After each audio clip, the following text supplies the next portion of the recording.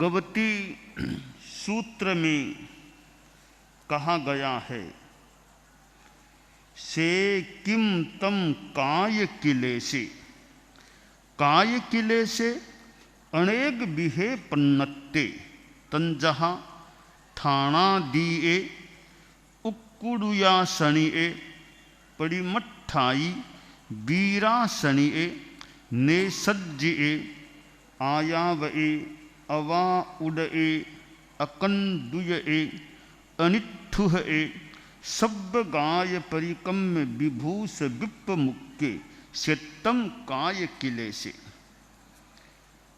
तप के दो प्रकार भगवती सूत्र में यहाँ इस प्रकरण में बताए गए हैं। बाह्य तप और आभ्यंतर तप। बाह्य तप के फिर 6 प्रकार बताए गए हैं और उनमें 5वां प्रकार कायक क्लेश है। काय क्लेश शब्द यहाँ क्लेश है, क्लिशूज विबाधने, क्लिशूज धातु विबाधने, एक शरीर को विबाधित करना, शरीर की साधना करना, शरीर की प्रतिकूलता को भी मानो झेल लेना। कायोत्सर्गाद्यासन करणम कायक क्लेश है। कायोत्सर्ग आदि आसन करना, आसन को साधना भी एक विशेष बात है। एक आसन में आदमी कुछ देर, कुछ लंबे काल तक बैठा रह सके, ध्यान का प्रयोग करना है तो भी एक आसन का चुनाव करो जिस आसन में थोड़ी लंबी देर तक बैठ सको। तो एक आसन में बैठे रहना भी, कुछ लंबे काल तक बैठे रहना एक साधना हो जाती है। स्थिर सुखमासनम, एक आसन जिसमें आदमी ध्यान में रहता है, पद्मासन, सुखासन, वज्रासन, अर्ध पद्मासन और अनेक नाम यहाँ भगवती सूत्र में दिए गए हैं। उत्कटुकासन आदि आदि, वीरासन।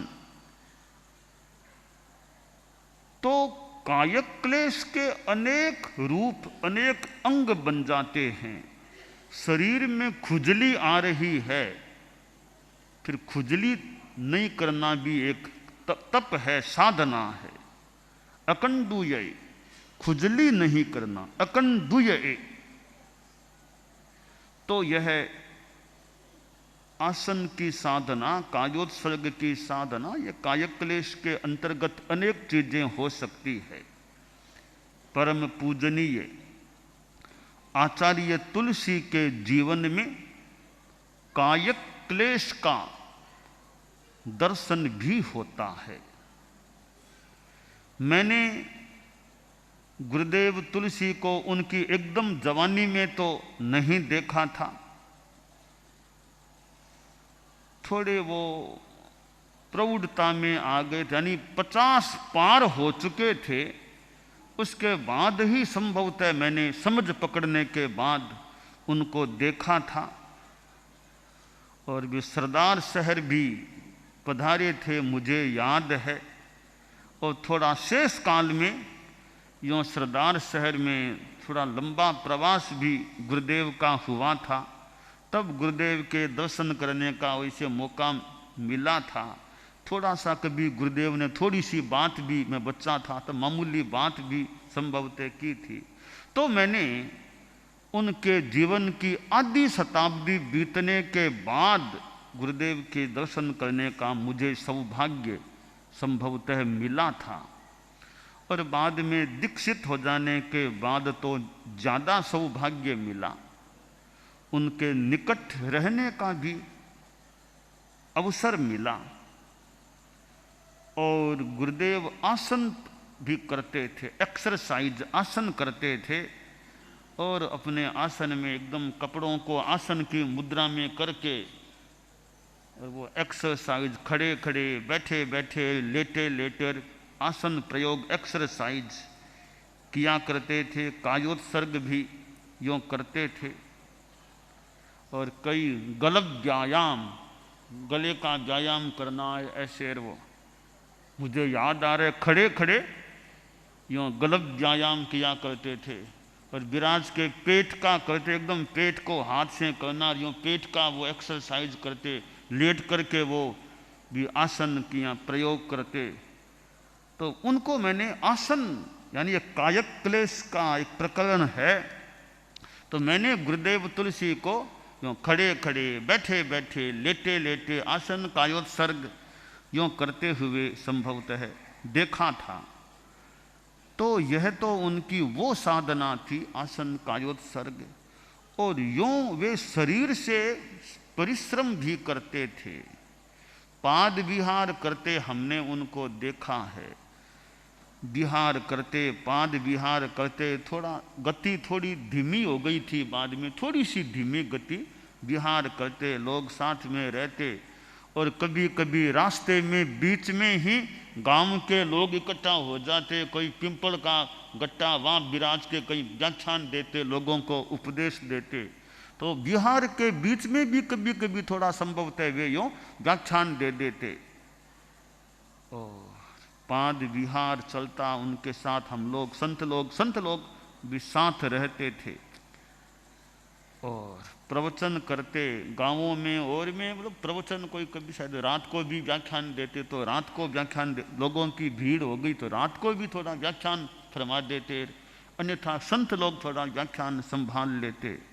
तो यात्रा उन्होंने की, इतनी यात्रा, वो कायक क्लेश में आए जो भी हो जो भी विधि हो, यात्रा उन्होंने जो की, कहाँ, कोलकाता, हमारे धर्म संघ के वे प्रथम आचार्य थे जो पाद विहार यूँ चल के कोलकाता पधार गए। तेरापंथ के प्रथम आचार्य वे थे और कोलकाता से एक साथ केलवा, राजस्थान, राजनगर उधर पधार गए। विक्रम संवत 2016 का चतुर्मास कोलकाता में, कलकत्ता उस समय का, कलकत्ता में 17 का चतुर्मास राजनगर में, कितना रास्ता एक शेष काल में उन्होंने पार किया था। और कहाँ राजस्थान और कहाँ दक्षिण भारत, दक्षिण भारत में वे घूमे, उधर की यात्रा की और पुनः राजस्थान पधार गए और भी कितनी जगह पधारे, कितने प्रांतों में पधारे, भारत के कितने क्षेत्रों को मानो उनसे, उनके चरणों से स्पृष्ट होने का मौका मिला था। बस भारत में उनका खूब भ्रमण हुआ था। यह भ्रमण कायक क्लेश कह दें, काय परिश्रम कह दें, यह शरीर की अनुकूलता होती है तो संभवतः यूँ यात्राएं हो सकती है। इस माने में हालांकि यूँ तो शरीर में कुछ कठिनाइयाँ हुई थी संभवतः, पर फिर भी उनको शारीरिक अनुकूलता भी मिली, तब वे इतनी यात्राएं इस रूप में कर सके थे। आचार्य श्री तुलसी का तत्व ज्ञान भी था, चारित्र मोहनीय कर्म है, वह सिद्धों में, चारित्र मोहनीय का क्षयोपशम जो है वो सिद्धों में नहीं होता। चारित्र मोहनीय का क्षयोपशम 14वें गुणस्थान में नहीं होता, चारित्र मोहनीय का क्षयोपशम 13वें गुणस्थान में नहीं होता, 12वें गुणस्थान में नहीं होता, 11वें गुणस्थान में नहीं होता। पहले से 10वें गुणस्थान तक चारित्र मोहनीय का क्षयोपशम जो जीव पहले से 10वें गुणस्थान में है, उन हर जीवों में, उन हर जीव में चारित्र मोहनीय का क्षयोपशम होता है, परंतु आगे के जो 4 गुणस्थान हैं और सिद्ध भगवान हैं उनमें चारित्र मोहनीय का क्षयोपशम नहीं हो सकता। तो हर जीव में चारित्र मोहनीय का क्षयोपशम होता है। तो इस सीमा में ही मान लें, पहले से 10वें गुणस्थान तक के हर जीव में चारित्र मोहनीय का क्षयोपशम है। यह बात सिद्धांतानुकूल प्रतीत हो रही है। आगे के 4 गुणस्थानों में और सिद्धों में चारित्र मोहनीय का क्षयोपशम नहीं होता। सिद्धों में एक सायिक भाव है, बाकी 14वें, 13वें, 12वें गुणस्थान में चारित्र मोहनीय का सायिक भाव है और 11वें गुणस्थान में चारित्र मोहनीय का औपशमिक भाव होता है, क्षयोपशम भाव नहीं होता। तो जो साधु 10वें गुणस्थान तक हैं उन सब में और हर श्रावक में और हर मिथ्यात्वी आदि 1 से 10 गुणस्थान तक के क्षेत्र में रहने वाले हर जीव में चारित्र मोहनीय का क्षयोपशम न्यूनाधिक मात्रा में होता ही होता है। आचार्य श्री तुलसी का भी मानो कोई चारित्र मोहनीय का क्षयोपशम हुआ और वे कालूगणी के पास मुनि दीक्षा को प्राप्त हो गए। जन्म भी लाडनू में हुआ और उनकी मुनि दीक्षा भी लाडनू में हुई। खटेड़ वंश, खटेड़ परिवार में वे जन्मे थे। खटेड़ परिवार से हमारे धर्म संघ को एक बालक, नवदीक्षित होने वाला बालक कालूगणी को प्राप्त हुआ था। तो इस माने में खटेड़ परिवार का भी औपचारिक स्थूल भाषा में माने तो तेरा पंथ को अवदान है कि खटेड़ परिवार ने एक ऐसा बालक तेरा पंथ को समर्पित किया तो तेरा पंथ का नाथ बन गया था। आचार्य श्री तुलसी दीक्षित भी हुए और आदमी, बच्चा, बालक मेधावी होता है, बुद्धिमान होता है। यह हर बच्चा एक समान बुद्धिमान न भी हो। आचार्य तुलसी बालक थे तो भी प्रतीत होता है एक अच्छे बुद्धिमान बालक थे। बुद्धिमान बालक का मिलना भी अच्छी बात होती है। तो उन्होंने हमारे धर्म संघ में दीक्षा स्वीकार की। परम पूज्य कालूगणी के पास दीक्षित हुए और वे स्वयं भी शिक्षित हुए और कितनों को उन्होंने शिक्षित कर दिया था। आचार्य श्री महाप्रज्ञ जी जैसे व्यक्तित्व को आचार्य श्री तुलसी के परिपार्श्व में, सान्निध्य में, उनके साये में फलने फूलने का, तैयार होने का मौका मिला था। आचार्य श्री महाप्रज्ञ जी का भाषण, प्रवचन कितना बढ़िया, अच्छा होता था। आचार्य श्री का साहित्य भी है और उनका भाषण, प्रवचन भी होता था। उनके भाषण को हम याद करें, प्राय वो बहुत उतार चढ़ाव, बहुत तेजी में बोलना संभवतः ऐसा वो उनके भाषण में संभवतः प्राय नहीं होता था। एक अपनी धारा सी प्रवाहित होती रहती थी। तो आचार्य श्री महाप्रज्ञ जी जैसे व्यक्तित्व उनके साये में, उनके परिपार्श्व में तैयार हुए थे। और भी कितने व्यक्तित्व, अनेक व्यक्तित्व गुरुदेव तुलसी के परिपार्श्व में, साये में फले फूले, वे आचार्य बने। तेरा पंथ का तो कीर्तिमान है। लगभग 22 वर्ष की अवस्था में आचार्य बनने वाले वे आज तक के हमारे धर्म संघ के इतिहास में अद्वितीय आचार्य हैं। आचार्य पद का फिर विसर्जन भी कर दिया। तो आचार्य पद का विसर्जन करने वाले भी हमारे धर्म संघ के इतिहास में वे आज तक अद्वितीय प्रथम आचार्य हैं और किसी ने भी आचार्य पद का विसर्जन नहीं किया और जरूरी भी नहीं है। विसर्जन करना आवश्यक भी नहीं है। द्रव्य क्षेत्र काल भाव देखना होता है कि हर कोई देखा देखी कर दे, कुछ भी कर दे, विसर्जन विसर्जन करो, तो सब जगह विसर्जन काम का नहीं है, कहीं रहना भी बड़ा काम का होता है। श्रीमद जयाचार्य हुए, उन्होंने आचार्य पद का विसर्जन नहीं किया, परंतु कुछ निवृत्ति संभवतः ले ली। साया उन्हीं का, आचार्य पद पर वे ही हैं, पर काम मग जी को, महाराज को ले लेते संभवतः। तो आचार्य तुलसी ने आचार्य पद का विसर्जन भी किया था, और विसर्जन किया तो कभी कभी तो वो नीचे ही विराजे रहते, ऐसे भी वो आसन प्राणायाम करते तो ऐसे नीचे ही विराजे रहते। और एक घटना प्रसंग तो मुझे, क्योंकि मैं साक्षी हूँ, आचार्य श्री तुलसी जयपुर पधारे, यानी सुजानगढ़ में उन्होंने वो आचार्य पद के विसर्जन की घोषणा कर दी मर्यादा महोत्सव में। फिर वो दिल्ली पधारना था सन 1994 का चतुर्मास करने के लिए, तो बाया जयपुर दिल्ली का पधारने का रूट था, तो जयपुर पधारे। जयपुर में एक सार्वजनिक प्रोग्राम हुआ, मुझे स्मरण है प्रोग्राम भी किसी हॉल में नहीं हुआ, यूँ कोई गली सी थी, कोई मैदान सा गली सी थी, वहाँ वो प्रोग्राम हुआ। मंच था, गुरुदेव विराजे और नव घोषित आचार्य महाप्रज्ञ जी भी पास में यूँ ऊपर उच्च मन पट्ट पर संभवतः विराजे हुए थे, ऊंचे विराजे हुए थे। तो गुरुदेव तुलसी का भाषण हुआ, तो गुरुदेव तुलसी के भाषण में कई ऐसे उन्मेष से आए भाषण में, और भाषण में आए उन्मेष आए, तो भाषण में मैं भूल न करूं तो लगभग बात यही होगी। भाषण देते देते फरमाया, मैं ऊंचा बैठा हूं, मैं क्यों ऊंचा बैठूं, मैं आपके साथ बैठ सकता हूं।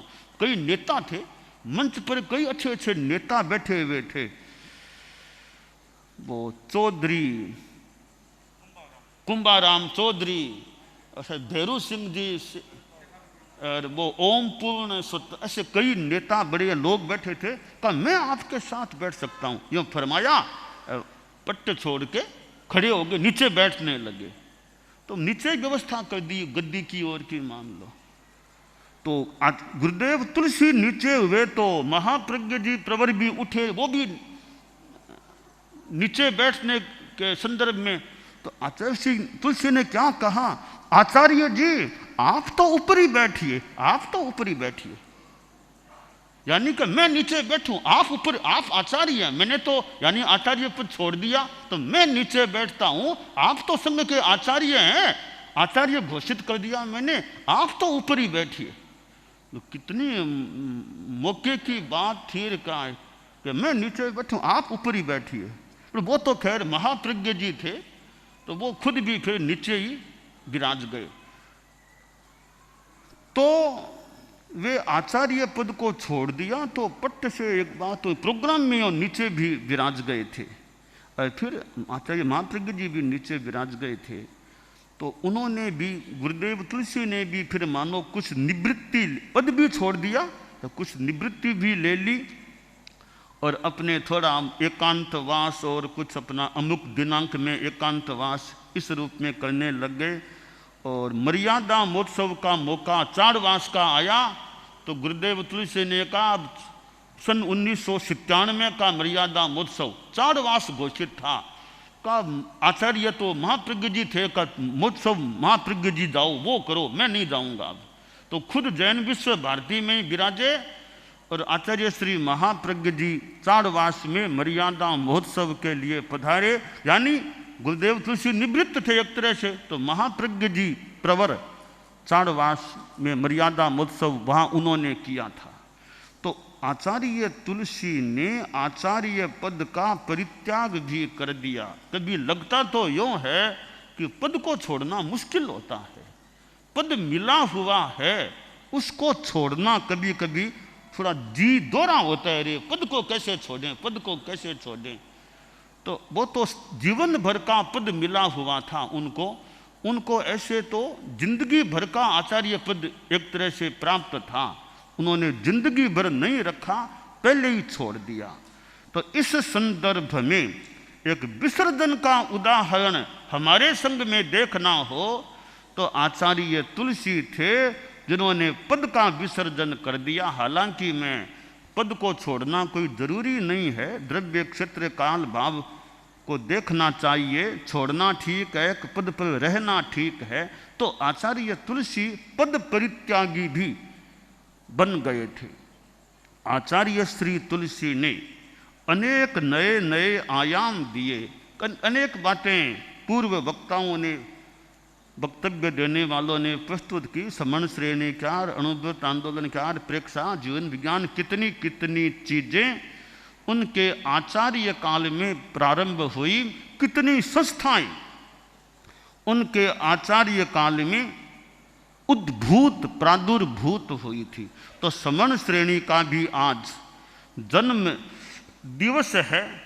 आज से 43 वर्ष पहले जैन विश्व भारती लाडनू में आज के ही दिन समण श्रेणी का संस्थापन हुआ था। यानी सबसे पहले दीक्षा, पहले बैच की वो दीक्षा आज के दिन 43 वर्ष पहले हुई थी। तो समण श्रेणी एक नई श्रेणी हुई। वो बोलने में, गीतिका में, भाषण में, बातचीत में वो नया तीर्थ ऐसा संभवतः नहीं कहना ठीक है। समण श्रेणी को नया तीर्थ न कह करके नई श्रेणी कहना ज़्यादा संभवतः हमने संगत माना है, उचित माना है। तो खैर वो नया तीर्थ का नई श्रेणी एक सामने आ गई थी। तो समण श्रेणी परम पूज्य आचार्य श्री तुलसी के शासन काल की एक उपलब्धि है, एक जन्मी हुई श्रेणी है, और एक ऐसी श्रेणी जो देश में विदेश में जगह जगह है वो पहुंची है। आज भी विदेश में समणियों का थोड़ा बोलबाला है, थोड़ा प्रभाव है। उधर के लोगों की मांग भी थोड़ी प्रखरता के साथ प्रतीत हुई कि समण श्रेणी तो हमारे आते रहनी चाहिए। तो समण श्रेणी का यह प्रभाव माने कि विदेश के लोगों में आकर्षण, चाह, मांग गहरी है। ऐसा प्रतीत हुआ कि समणियाँ हमारे वहाँ आप भेजते रहें, आती रहे। तो समण श्रेणी भी अच्छा आध्यात्मिक, शैक्षिक, वक्तव्यात्मक, सेवा भावना के रूप में अनेक रूपों में अपना विकास करते रहे। पहले मुख्य नियोजिका जी वो आप लोग अब संभालते, वर्तमान में साध्वी वरिया समण श्रेणी की देखरेख के लिए संलग्न है। तो यह समण श्रेणी का भी अच्छा विकास होना चाहिए। एक साधना का भी विकास हो, साथ में ज्ञान का भी विकास, शिक्षा का विकास। विदेश में जाने वाले अंग्रेजी भी अच्छी तरह बोल सकें, अच्छी तरह वक्तव्य वार्तालाप सब कर सकें। तत्वज्ञान, ज्ञान, अध्यात्म की साधना, ये सब भी समण श्रेणी की खूब अच्छी विकसित होती रहें। तो अनुव्रत दिवस, समण श्रेणी जन्म दिवस और आचार्य तुलसी का अपना मूल जन्म दिवस है ही। इस प्रकार इस जन्म दिवस के दो भाग हो गए, दो पंख मान लें। समण श्रेणी का जन्म दिवस भी हो गया और अनुव्रत दिवस भी हो गया। तो दो बड़े पंख हो गए। जो आचार्य तुलसी के जो अवदान हैं वो जन्म दिवस के साथ भी मानो, उनके जन्म दिवस के साथ जोड़े गए हैं, जुड़े हुए हैं। तो ऐसे हमें आचार्य श्री तुलसी, जिनके साये में रहने का हम लोगों को मौका भी मिला था और कितनों को उनसे प्रेरणा पाने का, उनके अनुशासन में, उनके शासन काल में रहने का, जीने का, आगे बढ़ने का मौका मिला था। तो हम सभी जो गुरुदेव तुलसी से हमें शिक्षाएं, प्रेरणाएं जो मिली हों, उन पर भी यथा योग्य मनन चिंतन करें और अपने जीवन को, अपनी आत्मा को भावित करने का हम प्रयास करते रहें। उनकी वो आत्मकथा, मेरा जीवन मेरा दर्शन, उसको कोई पढ़े, बहुत विराट, जैसे भगवती सूत्र विशाल काय है। आगमों में तो यह भगवती सूत्र विशाल काय है। अब कोई दुनिया की जो आत्मकथाएं हैं दुनिया के महापुरुषों की आत्मकथाएं हैं, कोई खोज करके देखे इतनी लंबी आत्मकथा और कितने महापुरुषों की है अथवा नहीं है। खैर, गुरुदेव तुलसी की आत्मकथा तो बहुत लंबी है, इतने इतने वॉल्यूम उसके हैं। तो आत्मकथा को भी पढ़ें तो उनके जीवन के बारे में, उनके दर्शन के बारे में, उनके विचार के बारे में, उनकी कार्यशैली के बारे में, उनकी जीवन शैली के बारे में कुछ हम जान सकते हैं संभवतः। तो हम भी अच्छे पथ पर आगे बढ़ते रहें। हम गुरुदेव तुलसी के शिष्य हैं, उनके उपपात में रहे हुए हैं, तो हम भी अपने गुरु के द्वारा बताए गए पथ पर आगे बढ़ने का, उनके कार्यों को आगे बढ़ाने का यथा योग्य यथा संभव प्रयास करते रहें, यह काम्य है।